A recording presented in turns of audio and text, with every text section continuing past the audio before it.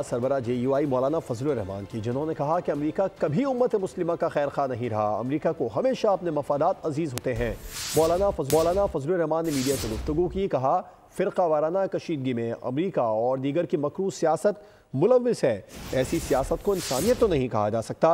America मुसलसल सेहूनी Israeli रियासत की पुष्ट पनाही कर रहा है। गजा में क़यामत ढा दी गई। इंसानी हुकूक की ये संगीन पामालियाँ अमेरिका को नज़र नहीं आती। इंसानियत का 1 साल के अंदर इतना कत्ल नहीं हुआ होगा और इसके बावजूद अमेरिका और मगरबी दुनिया उसको सपोर्ट कर रहा है। अमेरिका किस मुंह से इंसानी हुकूक की बात करेगा? अमेरिका सिर्फ अपने मफादात को देखता है, मगरब सिर्फ अपने मफादात को देखता है। जंग अज़ीम अव्वल हो या जंग अज़ीम दोम हो, करोड़ों इंसानों का खून किया उन्होंने और फिर भी वो इंसानी हुकूक के अलमबरदार बनते हैं।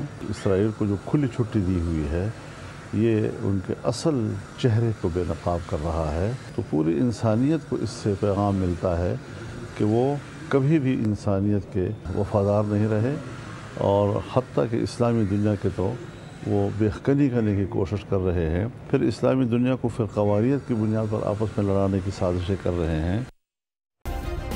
सब्सक्राइब करें और बेल दबाएं ताकि कोई खबर रह न जाए।